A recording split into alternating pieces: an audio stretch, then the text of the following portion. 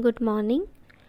Today we are going to learn about VLSI design styles. After completion of today's session, you are able to classify VLSI design styles and explain each type of design style. So, several design styles can be considered for chip implementation. Each design style has its own merits and demerits, and thus a proper choice has to be made by designers. Selection of design style mainly depends on three parameters. First one is hardware cost, means how much money we are able to invest for an IC. According to that, we select the design style. Second one is circuit delay. Sometimes delay plays a vital role in circuit operation. So as per delay provided by the design styles, the user select the required one. Third one is time required.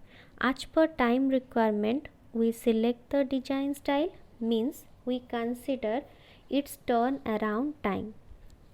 What is turnaround time? Turnaround time means the time required from the start of the design process until a functional chip is available. There are four types of VLSI design styles: FPGA, gate array, standard cells based design, full custom design. First we start from FPGA. The full form of FPGA is field programmable gate array. It contains large number of logic cells with programmable interconnections that are available for users or designers to perform functions as per requirement, means their functionality can be modified. The FPGA design has very short turnaround time. The main advantage of FPGA is that it can be programmed by the users at their own convenient place if they have the required CAD tool. There is no need of any specific lab, means we can buy the chip, program it easily and get the final product. FPGA structure contains the following elements. First one is programmable logic block. It is also known as configurable logic blocks. These logic blocks can be formed from large number of transistors. They implement the logic functions required by the design. Next is the programmable I/O blocks. They connect logic blocks with external components via interfacing pins. Third one is the programmable interconnect. The programming of interconnects is accomplished by programming of SRAM cells, means static RAM cells, whose output terminals are connected to the gates of MOS transistors. So, how we program the static RAMs? The static RAMs are small memories where we can store some bit patterns, that is zeros and ones. So if we store a 0, some switch will be opened, and if we store a 1, some switch will be closed. In this way we program any interconnection. Let's look at this diagram. At periphery, these are the periphery. At periphery, small rectangles are present. These are called I/O blocks. These I/O blocks contains some multiplexers, flip-flops, etc. From external pins, there are signals which can be coming in or going out. So, some of these blocks can be act as input pins, or some of these blocks can be act as output pins.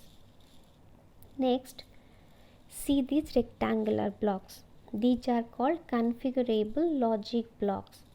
So by programming this, we can make them work in various ways. In between rectangular blocks, means configurable logic blocks, there is some spaces are present, means these lines. These lines are known as programmable interconnects. The programmable interconnects are SRAM cells, act as switches. By programming the switches, we can make connection from one block to the other. Next is the design flow. The design flow of an FPGA chip starts with the behavioral description of its functionality. Using hardware description language such as VHDL or Verilog. Next is the synthesis. It is the process which translates VHDL or Verilog code into a device netlist format, that is, a complete circuit with logical elements. Next, technology mapping. This process divides the whole circuit into sub-blocks such that they can be fit into the FPGA logic blocks, means configurable logic blocks. Placement and routing. This process places the sub-blocks from the technology mapping process into configurable logic blocks and connect them. Last one is the downloading. After routing is completed, the on-chip performance of the design can be simulated and verified before downloading. After downloading, chip functions as per program given by the user. Always remember that the programming of the chip remains valid as long as the chip is powered on or until it is reprogrammed. Means, if any case the chip is disconnected from the power supply, then the programming of the chip is erased. Next, gate array. In view of the speed of prototyping capability, the gate array comes after the FPGA, means turnaround time. In terms of less turnaround time, the FPGA ranks first and gate array comes after it, means it ranks second. Gate array is slightly different from FPGAs. The main difference is that we can do implementation of design in FPGA in our convenient place if we have the CAD tool available with us. But gate arrays cannot be done in that way. We have to send our information or request to the fabrication company to get it done. Gate array requires a two-step manufacturing process. The first step is design independent and the second step is more like customization. This is design dependent, means second step is design dependent. The first step design is common for all customers, means there is no specific design given by the customers, but the second step is done as per specific request from the customers.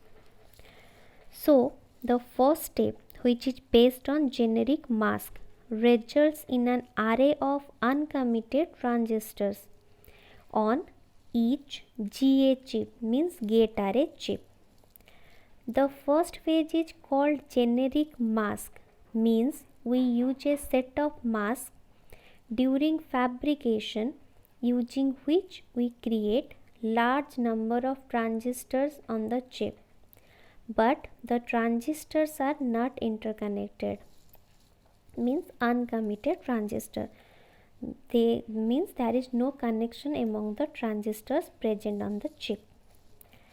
In second phase, these uncommitted chips can be customized later, which is completed by defining the metal interconnects between the transistors of the array. Means in the second phase we have a customized design to be implemented. By defining interconnection as per the customized design, the second phase will be over. Let's see the diagram. This is the first step where we fabricate large number of transistors without any connection. Here we see the gaps. means there is no connection. For this, we use a standard mask setup which is common for all chip designs, and we create a large number of wafers, means large number of chips which are same, which can be used by any customers. In second phase, we take this specific request from the customers, then we prepare a custom mask or customization and create the metallization. We fabricate the metal layers on top of the transistors in order to complete the connection. This is the complete connection, and this type of chip is known as ASIC chip, means application specific IC. Application, that is the design given by the customer individually, means application specific. Next is the standard cells based design. Today it is the most widely used design style. When we talk about creating the ICs, to handle the modern day complexity, no one designs the chips from scratch. There is a concept of design reuse. For this design, a technology library is created where some of standard designs that have been already created are stored. Whenever required, we just simply pick it up from the library and put it in the layout. Typical library may contain a few hundred cells, that is inverters, NAND gates, NOR gates, AOI, OAI, latches, flip-flops, etc. Next, in this design, each cells must have the same height. If these cells have fixed height, we can put them side by side. Here we can see the height of all cells are same. Because of that, we put them side by side and join them together. Then VDD and ground lines will automatically touch each other and connect it together. Here we can see all the power lines of cells connected in one row, and in the other row are connected in one line, and ground lines are also connected in single line. So here we can see another type of cell is given, that is feed through cell. Feed through cells are used for interconnection when the cells are far away from each other in order to avoid overlapping, and these gaps given in between the rows are used for connection among the cells who are present nearby. So here it has written that routing channel means these spaces are used for interconnection. Next, full custom design. In this design, we have to design everything from scratch. But nowadays, we rarely do that because of the very high cost and time involved for that. In full custom design, we do not have any library, so we have to design all the blocks ourselves. Then place these blocks in whatever location we want. But due to this, the development cost can be very high because of complexity. Means in full custom, there is no floor planning is needed. Like this, in standard cell based design also there is no floor planning is required. Only placement done in that design, and also in full custom design. VLSI chips can contain more than a billion transistors. Doing it in a full custom is almost next to impossible because it will take many years to create a design. Due to this problem, design reuse is becoming popular. In this technique, whenever we have a design which was already done, we try to reuse it in order to save time and also cost. But which is not available, we'll have to design it from scratch. One example where full custom design is used is designing of memory cells. Here we see for logic chip design, a good compromise can be achieved by using a combination of different design styles on the same chip. For example, in a memory cell, once we create the layout of the first cell, because in memory cell there is a array of cells. So first we create the layout of the first cell, then we can replicate it large number of times, so that it is not that we are creating the layout of the whole chip from scratch. So it is the combination of two different design styles. For creating the layout of first cell, we use full custom design style, and for the rest of the cells we use standard cells based design style. At last, in digital VLSI design, full custom design is very rarely used, generally used for high volume products. So this is all for VLSI design styles. Thank you.